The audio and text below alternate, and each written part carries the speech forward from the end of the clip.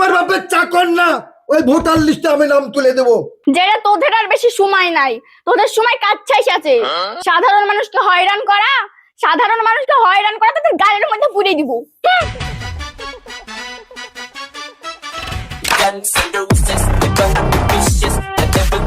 হ্যাঁ হাবিলদার, ডিউটি পর দিয়ে খনি ডলছো কেন? ঠিক করে ডিউটি করো, নইলে তোমাকে আমি সাসপেন্ড করে দেবো। ঠিক আছে স্যার। মানুষের কিন্তু ভোটার লিস্ট থেকে নাম ডিলিট হয়ে গেছে, মানুষ কিন্তু রেগে আছে। ঠিকঠাক ভাবে ডিউটি করো, না হলে আমাদেরকে মার খেতে হতে পারে। চিন্তা করবেন না স্যার, আপনি যা হবে দেখে নেবো সব আমি। বুঝতে পারলেন স্যার? যটা হাবিলদার আসছে সবগুলো নিয়ে চুলকে নেওয়া হলো, এই সালাহারকে লিয়ার পারি না। এই 1 নম্বরে কে আছে পাঠিয়ে দাও। এ স্যার, ওই 1 নম্বর কে আছো, তাড়াতাড়ি যাও। Lane sir.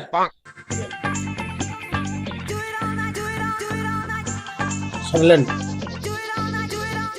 এই ছেলে, তোমার আবার কি হয়েছে? কিসের জন্য কাগজ নিয়ে এসছো? স্যার তেমন কিছু না, ফাইনাল লিস্টের নাম ছিল, কাল রাতে চেক করতে নাম বাবা নাই, মনে হয় ডিলেট হয়ে গেছে। আপনি একটু দেখে দেন না স্যার। এই পাগলা ছেলে, যাদের প্রথম লিস্টের নাম এসেছিল তাদের দ্বিতীয় লিস্টের নাম আসবে না। তোমার নাম ঠিকই আছে, তুমি কোনো চিন্তা করো না, তুমি বাড়ি চলে যাও। ঠিক আছে স্যার। আচ্ছা। হ্যাঁ হাবিলদার, দ্বিতীয় নম্বরে কে আছে পাঠিয়ে দাও। ঠিক আছে স্যার, দ্বিতীয় নম্বর কে আছে, চল যাও। Lane sir. এই ছেলে, এতগুলা কাগজ নিয়ে এসছো, তোমার কি প্রবলেম হয়েছে? স্যার আমি আপনাদেরকে একটা কথা বলবো। বলো।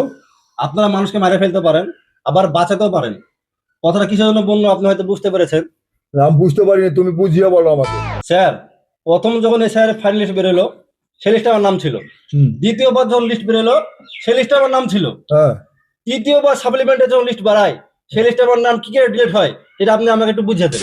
এই ছেলে, তোমার নাম কি করে ডিলিট হলো সেটা আমি বলতে পারবো না।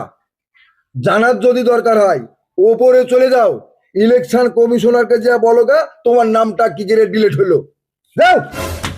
ও অফিসার, এখানে ইলেকশন কমিশনার আছে না এখানে আপনি আছেন? তাড়াতাড়ি আমার ভোটার লিস্টে নাম তুলেন, নাহলে কিন্তু আজ আপনার খবর খুব খারাপ আছে। স্যার কিছুদিন আগে যে পশ্চিমবঙ্গে একটা ঘটনা ঘটলো না, এটা মনে হয় জানেন না, একটু কড়া আকারে দেন, মানে জব্দ হয়ে যায়। ঠিক আছে, দেখছি আমি। এই ছেলে, বেশি পুকটি পাকামো করো না, নাহলে পুকটিতে বাঁশ দিয়ে দেবো, যাতে হাঁটিয়ে চলে না বেড়াতে পারো। তুমি চিনো আমাকে? 5 মিনিটের মধ্যে তোমাকে আমি তুলে দিতে পারি। অফিসারকে হুমকি দেওয়া হচ্ছে, এত বড় স্পর্ধা। সিকিউরিটি বের করকে। এই শালা, ভালো অফিস থেকে যা, শালা এখান থেকে। অফিসারকে হুমকি দিছিস? এই শালা অফিসার, তুই আমাদের মতন সাধারণ গরিব মানুষকে পেয়ে আমাকে পুলিশে ভয় দেখাচ্ছিস? আমার মতন যদি তোর নাম প্লেট হতো তাহলে তুই বুঝতে পারতিস জায়গাটা কত বড়।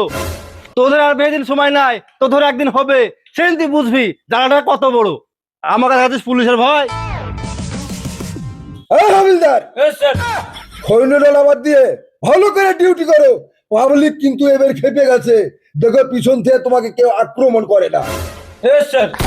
তৃতীয় নম্বরে কে আছে পাঠিয়ে দাও। ঠিক আছে স্যার, তৃতীয় নম্বরে কে আছে যাও। ওই যে আমার ডকুমেন্টস একটু দেখে দেন। মেলার গোড়াতে যে দুতলা, পিছনে পশ্চিম দিকে যে দুতলা ঘরটা না, ওইখানটায় তুমি এসো।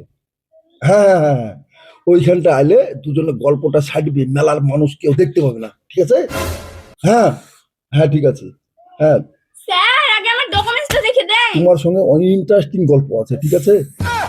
স্যার আপনি গল্পটা একটু বাড়িতে করেন, তুমি আমাকে দেখিয়ে দেন তুমি আগে। 10 মিনিট থামো, আমার একটা ইন্টারেস্টিং গল্প হচ্ছে। হ্যাঁ, তুমি কি করছো?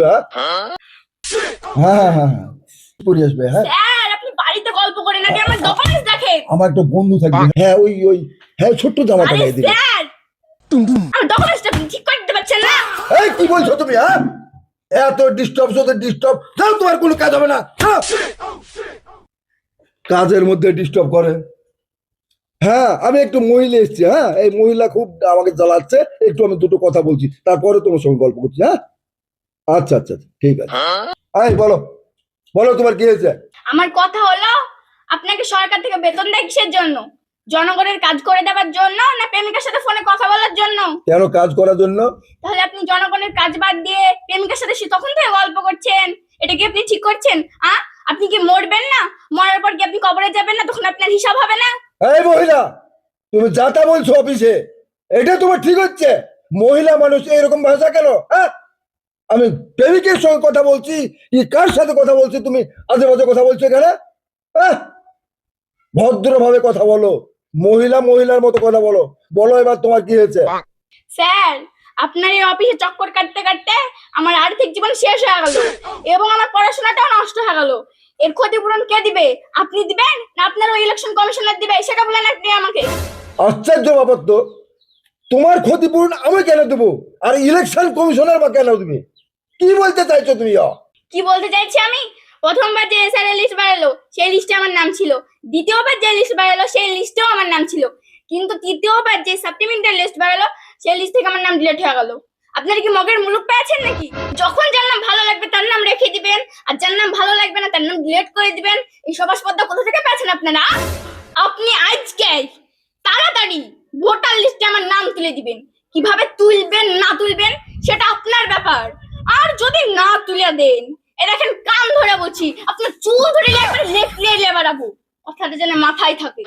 এই মহিলা, এত বড় স্পর্ধা তোমার! অফিসারকে তুমি হুমকি দিচ্ছ?